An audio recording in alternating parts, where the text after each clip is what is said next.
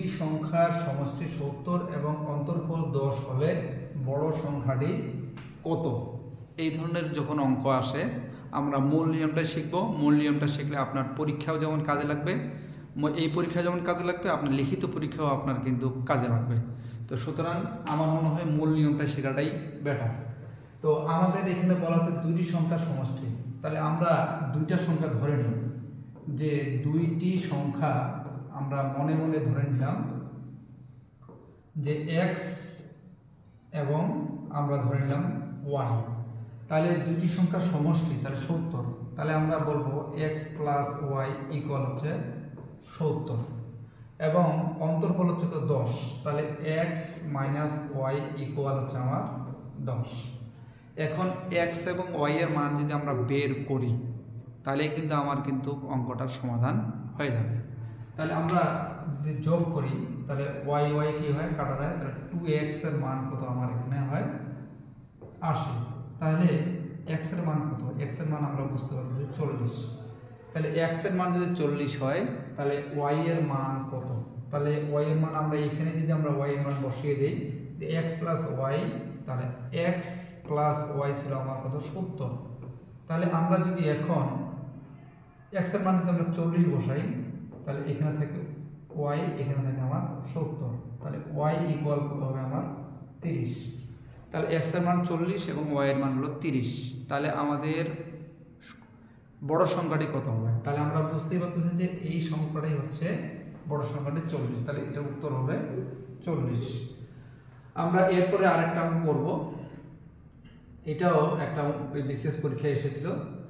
তো আমাদের বলা হচ্ছে যে 5 অঙ্কের ক্ষুদ্রতম সংখ্যা ও 4 অঙ্কের বৃহত্তম সংখ্যার মধ্যে পার্থক্য কত? তাহলে 5 অঙ্কের বৃহত্তম সংখ্যা মানে হচ্ছে 1 দিয়ে 4টা শূন্য হবে। তাহলে আমার অঙ্ক হয়ে গেল 5টি, দেখেন 1 2 3 4 5। এবং 4 অঙ্কের বৃহত্তম সংখ্যার মধ্যে পার্থক্য কত বলতে, তাহলে 4 অঙ্কের বৃহত্তম সংখ্যাটি হবে আমরা 4টা 9। এখন আমরা যদি এটার বিয়োগ করি, পার্থক্য বলছে তার মানে বিয়োগ করলে দেখো যে এখানে 1 আর কিন্তু কিছুই থাকে না, তাহলে এর উত্তরটা হবে আমার 1। এরপরে আমরা এই অঙ্কটাতে দেবো, এটা 31তম বিসিতে আসছিল, খুবই গুরুত্বপূর্ণ একটা প্রশ্ন, যে 0 1 2 এবং 3 দ্বারা গঠিত 4 অঙ্কের বৃহত্তম এবং ক্ষুদ্রতম সংখ্যার মধ্যে পার্থক্য কত বলছে। তাহলে এই 4টা সংখ্যা দ্বারা বৃহত্তম সংখ্যা কোনটা হবে? তাহলে বৃহত্তম সংখ্যা বলে প্রথমে হবে বড় সংখ্যাটি, তাহলে এখানে বড় সংখ্যাটি 3, তারপর হবে 2, তারপরে 1, তারপর হবে 0। তারপর আমরা দেখব যে 4 অঙ্কের ক্ষুদ্রতম সংখ্যা, এইখানে যে বলছে ক্ষুদ্রতম সংখ্যা, 4 অঙ্কের ক্ষুদ্রতম সংখ্যা প্রথমে যদি আমরা 0 শুরু করি, 0 1 2 3, আসলে এই সংখ্যাটি কিন্তু 4 অঙ্কের হবে না, এই সংখ্যাটি কিন্তু হবে আমাদের 3 অঙ্ক। যদি সামনে 0 থাকে তাহলে আমাদের হয়ে গেল, এইটা বলবো আমরা 3 অঙ্ক। তাহলে 4 অঙ্ক করতে গেলে কি করতে হবে? তাহলে এই 0টাকে আমার চেঞ্জ করে এইখানে দিতে হবে। তাহলে আমরা 1 এর পরে আমরা 0 যদি দেই তাহলে আমরা বলবো 1 0 2 3, এটা আমার সংখ্যাটি হবে আমাদের 4 অঙ্ক। তাহলে আমাদের 4 অঙ্কের ক্ষুদ্রতম সংখ্যা হবে 1 0 2 আর কোথায় 3। তাহলে এখন বলছে এদের মধ্যে পার্থক্য কত হবে? আমরা পার্থক্য মানে বুঝতেছি মাইনাস, 3 থেকে 0 লাগলে আমার 7, 2 থেকে 1 লাগালে এখানে আমার 8 8 9 হয়, 9 থেকে আমরা আর এখানে 1 ছিল তাহলে 8, তাহলে এখানে এটা বিয়োগ করলে কত হবে 1 এবং এটা থেকে বিয়োগ করলে আমাদের হবে 2 1 8 7। তাহলে প্রশ্নের উত্তরটা হবে আমার 2 1 8 7। এবং আমরা এই ধরনের আরেকটা অঙ্ক করব, যে যদি n সংখ্যক n একটি জোড় সংখ্যা হয় তবে নিচের কোনটি জোড় সংখ্যা হতে পারে না।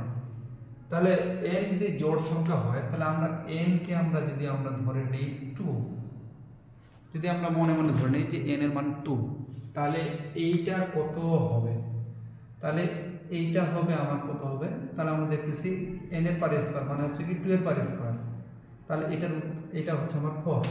এখানে n এর মান যদি আমরা 2 বসাই তাহলে 3 × 2 - 1 প্লাস কত 3, তাহলে এটা যদি বিয়োগ করি 1, 3 আর 3 এর যোগ করলে আমার কত হয় 6। এখানে যদি আমরা n এর মান যদি 2 বসাই তাহলে আমাদের কি হয়, তাহলে 2 × আমার এখানে কত n এর মান 2 প্লাস কত আমার এখানে 2, তাহলে এইখানে আমার হচ্ছে 2 আর 2 কত হবে, গুণ করলে 4 আর 2 কত হবে 6।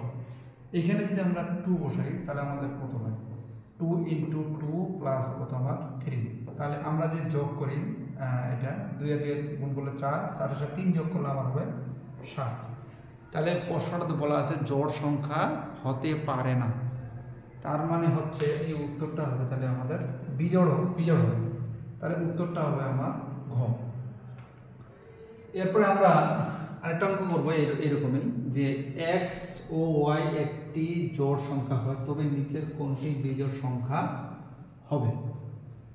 তাহলে x যদি 2 হয় এবং y যদি আমরা ধরে নিই 4, দুইটাই তো আমার জোড় সংখ্যা, দুইটাই আমার জোড় সংখ্যা, যে x ও জোড় এবং y ও জোড়, তাহলে আমরা ভিন্ন ভিন্ন মান ধরে নিলাম যে x এর মান 2 এবং y এর মান কত আমার 4, তাহলে এটার মান কত হয়, তাহলে 4 হয়, এটার মান কত হয় আমার 16, এবং এটার মান যদি আমরা দেখি x² + 1, তার মানে 2² + 1, তার মানে কত হয় 4 + 1, তাহলে এটার মান কত হবে আমার 5, এবং এইটার যদি মান আমরা দেখি y² মানে কত 4² + কত 4, তাহলে এটা কত মান কত হয় দেখি আমরা যোগ করলে হবে 20।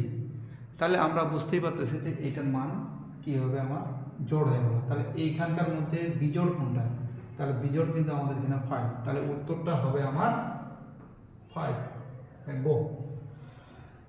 এরপরে আমার যারা ক্লাস দেখেছো তারা অবশ্যই আমার ক্লাসগুলোকে আবার গতি আনার জন্য আমাকে অনুপ্রেরণা দিবেন, সবাই ফলোয়ার হয়ে যাবেন, এবং যারা ইউটিউব চ্যানেলে দেখতেছেন তারা অবশ্যই সাবস্ক্রাইবার দিয়ে আমার পাশে থাকবেন। সবাইকে অসংখ্য ধন্যবাদ জানিয়ে আজকের ক্লাস এখানে শেষ করলাম। আসসালামু আলাইকুম।